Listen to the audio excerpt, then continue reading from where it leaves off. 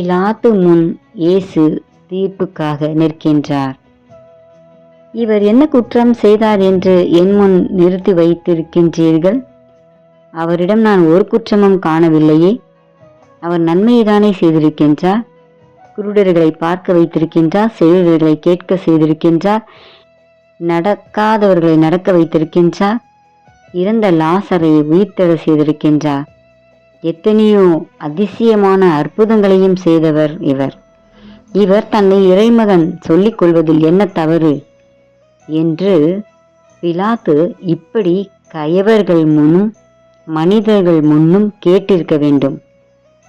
ஆனால் பிலாத்துவின் தீர்ப்பு மனித அடிப்படையில்தான் இருந்தது. அவரிடம் பயம் மற்றும் அரசியல் தேவைகளின் அடிப்படையாக தான் இருந்தது. கயவர்கள் முன் தீர்ப்பிட யோசித்தார். இன்றும் நியாயமான தீர்ப்புக்காக கோர்ட்டில் வாசலில் யாரும் நிற்கவில்லை. பணத்திற்காக குற்றத்தை ஏற்றுக்கொண்டு தீர்ப்புக்காக நிற்கின்றார்கள். உண்மையாகவே தவறு செய்து தீர்ப்புக்காக நிற்கின்றார்கள். கணவன் மனைவி டைவர்ஸ் தீர்ப்புக்காக நிற்கின்றார்கள். வரதட்சணை கொடுமை செய்தவர்கள் என்று தீர்ப்புக்காக நிற்கின்றார்கள்.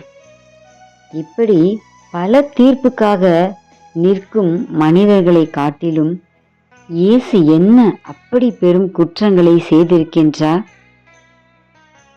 அவருடைய அன்பை, கருணையை, இரக்கத்தை இன்றும் புரிந்து கொள்ளாமல் மேலும் மேலும் நாம் பாவம் செய்து கொண்டுதான் இருக்கின்றோம். கொலை, விபச்சாரம், திருட்டு, பொய் சாட்சி, அவதூறாக பேசுவது, தீய எண்ணங்கள், அடுத்தவர்களை பழி தீர்ப்பது, இப்படி நாட்டில் நடந்து கொண்டுதானே இருக்கின்றது. பச்சை மரத்துக்கே இவ்வாறு செய்கிறார் என்றால் பட்ட மரத்துக்கு என்னதான் செய்ய மாட்டார்கள்?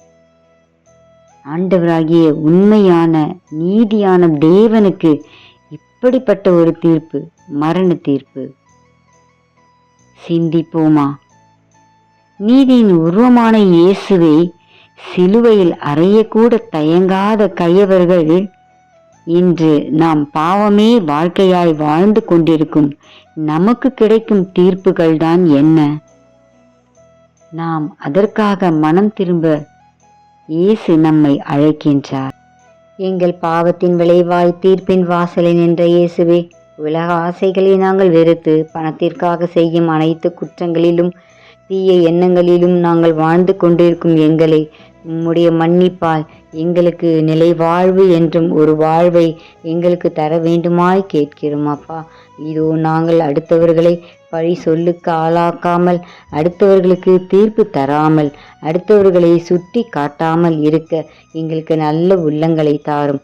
நாங்களும் உம்மை போல் வாழ எங்களுக்கு ஒரு நல்ல உள்ளத்தை தந்து எங்களை ஆசீர்வதிக்க வேண்டுமாய் ஜெபிக்கிறோம் நல்ல பிதாவே.